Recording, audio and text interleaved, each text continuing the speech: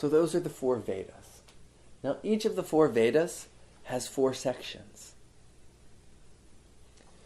The first section is the actual mantra samhitas, which is, in general, when people say the Vedas and they mean a text, it's what they generally are referring to, generally. But when we say the Vedas from a more holistic perspective, we're referring to all 4 sections. The first section is the actual mantras and the hymns. Now, those 4 sections have a relation to the 4 parts of life seen in Vedic philosophy. And the 4 sections of life are the student phase, which is the first 25 years. The householder phase, which is the second 25 years, 25 to 50. You get a house, you get married, you have kids. Then the third section is 50 to 75. And at that point, your kids are old enough to take care of themselves, and you can go into a semi-retirement. You're still there to make sure things are running okay. And then the 4th stage is full retirement. Go away and just focus on your own spiritual path. Get ready for transcending to the next realm. Get to know God. Forget about the material reality. So the mantra samhitas are connected to the first phase of life as a student. The student is supposed to study these mantras, memorize them, learn how to chant them. That's the goal of the first stage. So we can look at it from the level of the life, that being the first stage, or we can look at it from, if we're going to try and tackle some of this knowledge, where do we begin? We begin by learning how to chant some of these mantras, by becoming familiar with the texts. The next part is what is called the Brahmanas. And we can see right there, after the Vedas, those books slightly leading. Those are the Brahmanas on my shelf there. What the Brahmanas are is they talk about rituals and how to do the ritual Vedic performances, what the words and what the mantras are meaning, at a level of being able to perform the ritual properly. This is associated with the householder phase of life, because once you get a house and you're having children, problems start to happen. There's either not enough money to do something, or there's health issues, or there's problems with the kids, or something. We're manifesting on a material level. Where in the student phase, it's just learning. So the concept is just to be learning and memorizing. And the Rig Vedic mantras themselves increase memory and memory power. So by chanting them, the memory is increasing and the learning is increasing. But in the householder phase, we're manifesting material reality and we're working in the world. So we're using all these mantras and offering them into the fire, or meditating on them, or using them in various ways to make our lives more prosperous, to manifest the material plane as a happy, successful place. The Bhagavad Gita even says to make the rain fall. We do the worship in order for the rain to fall. And by doing the worship, the rains come.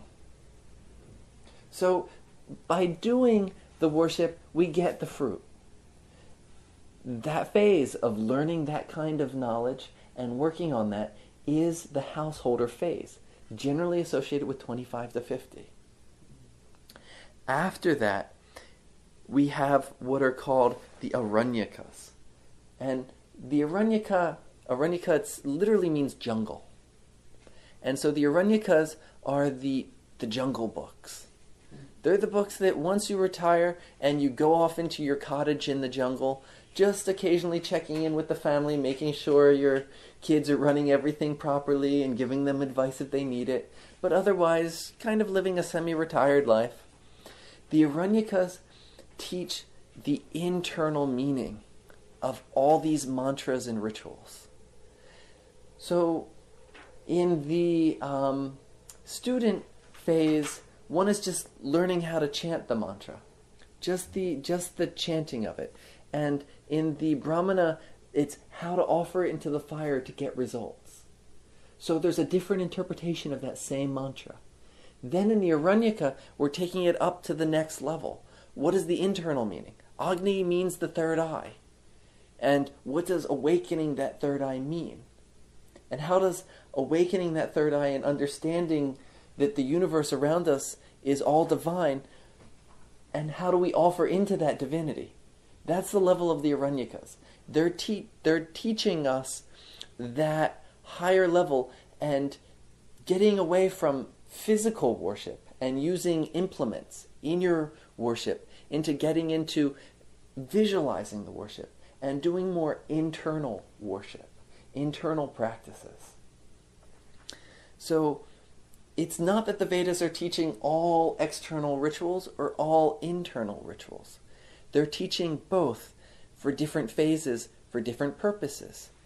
At this stage of life, in general, one is finishing manifesting on a material level and is more focused on internal growth. So in this way, the rituals begin to go internal. The next branch is the Upanishads. And there's an analogy to nature that's at the bottom of page 29. And it connects these 4 parts of the Vedas to a tree. And it says that the actual mantra samhitas are like the tree, the trunk going up and branching, where the brahmanas are the flowers that are getting pollinated. And the Aranyakas are the unripe fruit that is starting to grow, where the Upanishads are the ripe fruit. So there's a whole progression in the 4 parts of the Vedas. The Upanishads are talking about the direct spiritual realization that is revealed through the mantra, through the practices. What are you trying to get at? What is the internal meaning? It strips away all the analogies and storyline and gets right to the essence. That's the goal of the Upanishads. Cut away the extra. What is the truth? Reveal the truth. Tap me into the truth. And in that way, they are the ripe fruit. And in that way, to get that ripe fruit, we have to have a general foundation of each part, a general study of each part. Many modern books written on the Vedas, if they're written by proper scholars, are incorporating all these levels into it. Now, the Upanishads, they're teaching the understanding of the self. And from the Upanishads, we get a philosophy called Vedanta. Veda, Anta. Anta means end.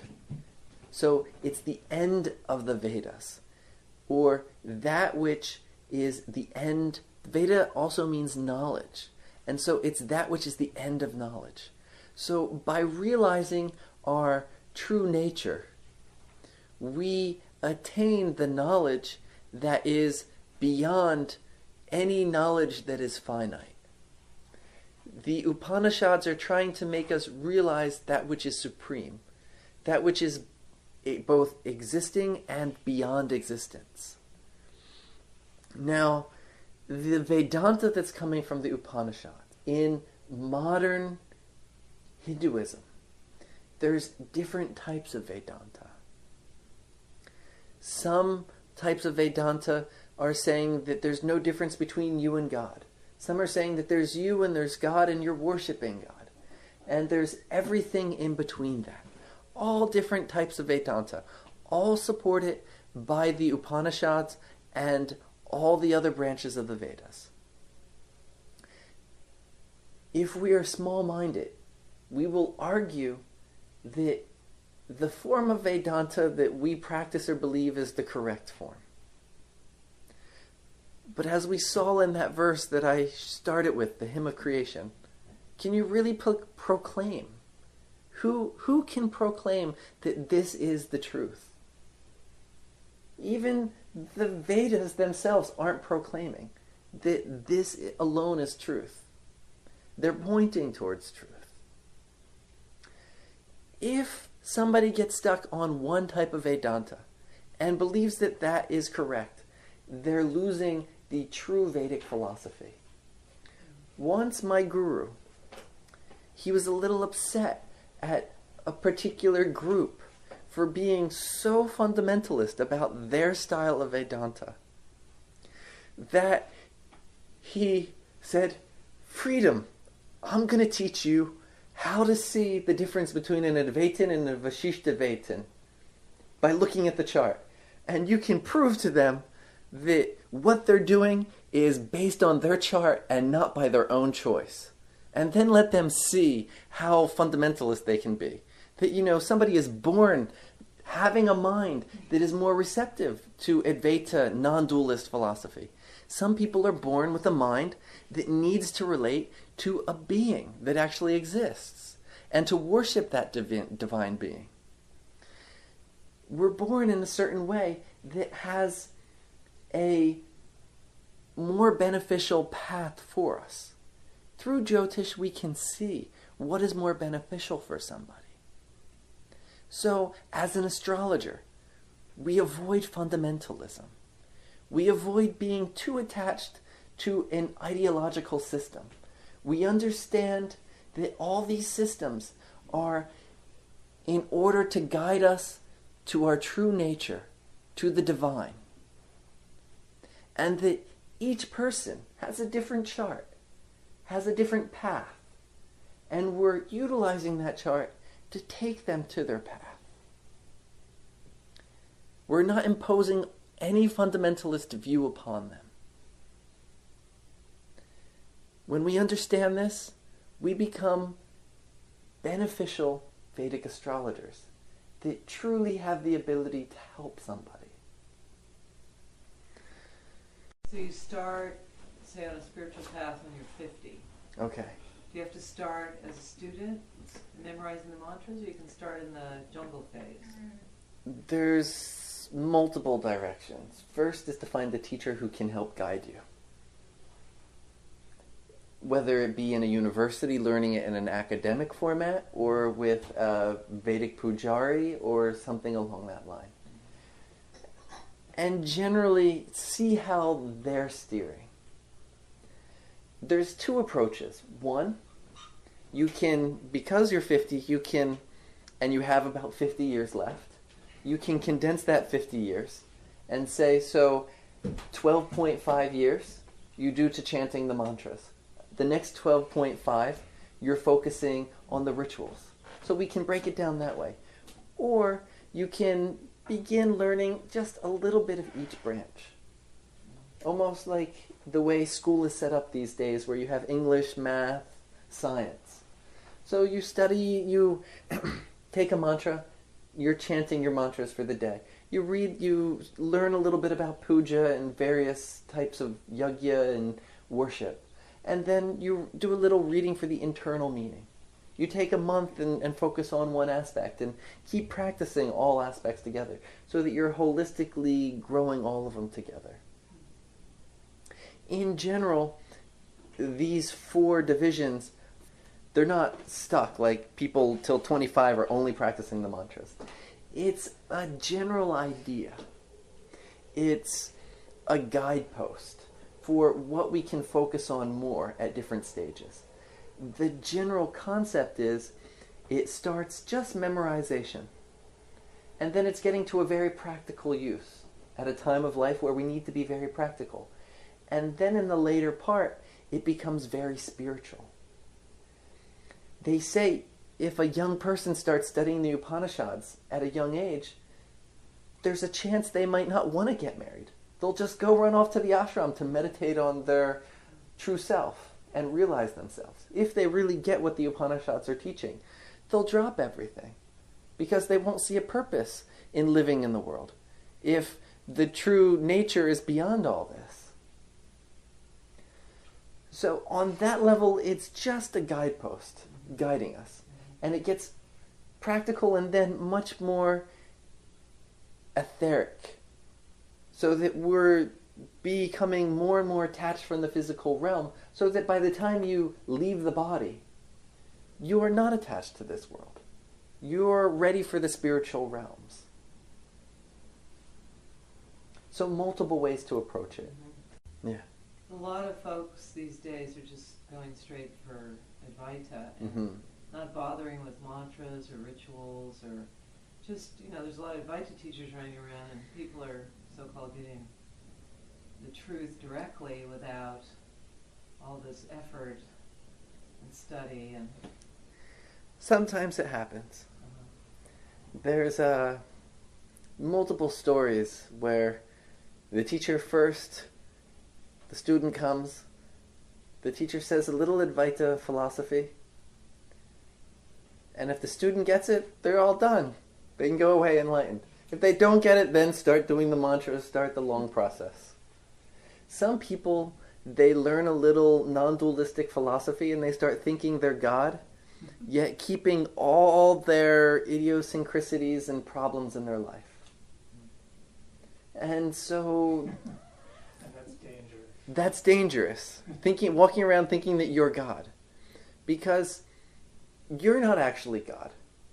Everything is God. And you're just part of everything. So if there's still an I there, they haven't got it. There's a lot of non-dualistic philosophy that's very beneficial for working through a lot of issues. Learning a little bit is beneficial. I often recommend if people are studying one, they should always understand the other. Because the more the various philosophies that we understand, the more we understand our own philosophy. What it is and what it's not. What we're trying to understand. There's faults in all of them. People that begin learning mantras can often become egotistical and think that they know more mantras than so-and-so, so they're better. And of course that's not true. Because knowing mantras doesn't make you better. It's whether the mantras are working or not that makes you better. And if they're making you better, then you're not in a mode of trying to be better than someone else. You're just content by being you. Worshipping a deity, there can be a pitfall of thinking that that's the only deity and everybody should worship that one. There's a pitfall to everything. And there's a bonus to everything. So we should have a little understanding of all of them. We should find the one that works best for us, and we should proceed upon that path and understand the pitfalls and avoid them.